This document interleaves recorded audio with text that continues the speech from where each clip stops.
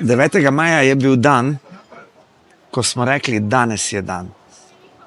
Tako kot je naslov naše nove pesmi in seveda posledično našega novega videospota.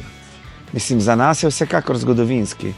Je pa verjetno tudi še za kak drug dogodek zgodovinski dan, ampak nismo se vezali na ta dan. To se je zgodilo zgolj slučajno. To je bil dan zmage nad fašizmom, na splošno. V bistvu zelo lep dan, ne? Ja, in dan Evrope je zdaj. In tako dalej.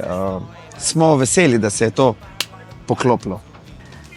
Besedilo je napisal Tokac, glasbo. V bistvu me je Tokac poklical, pa je rekel, ej, ta star, a veš, da imam eno cool idejo, ko se mi zdi, da bi lahko vi šanki to pa speljali. In smo se dobila parkrat in sva dala skupaj najine izkušnje, najino prijateljstvo in v bistvu je potem skupaj nastal ta konglomerat, ki se mu zdaj reče naš novi hit Danes je dan. Mi smo 2 leti nazaj izdali, ko se je Aleš vrnil v band, pesem Se še spomniš, ampak za tisto nismo posneli videospot. Predvsem nam je pa tukaj zelo pomembno to in smo tudi vsi navdušeni, ker smo se spravili v studio na analogni način, tako kot včasih. In vse je posneto popolnoma v živo in zato smo tudi se dogovorili z Dejzijem, da je te vajeti prevzel, da je bil v bistvu naš dirigent, naš producent in smo se zelo dobro zaštekali. No, pred smo delali z njim in še bomo delali.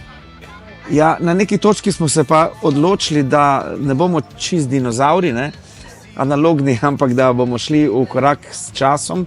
Imamo to srečo, da imamo v žlahti enega zelo dobrega strokovnjaka za AI animacijo oziroma UI animacija, ne, če gremo po slovensko. In smo si dali roke in smo rekli, da idemo narediti ta projekt in mislim, da nam je ratala zelo, zelo dobra zadeva.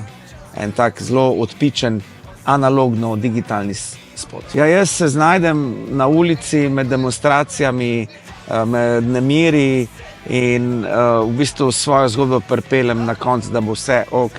Vsak izmed nas je v svoji zgodbi in na koncu je nam vsem ok. Tako si je pa ta naš Dušan, režiser, si je to zamislil scenarij in nekako smo potem mi posvojili vsak svoj scenarij in zdaj Bor je vesoljc, jaz sem mirovnik, Cveto je pohodnik, Aleš je pa puščavnik.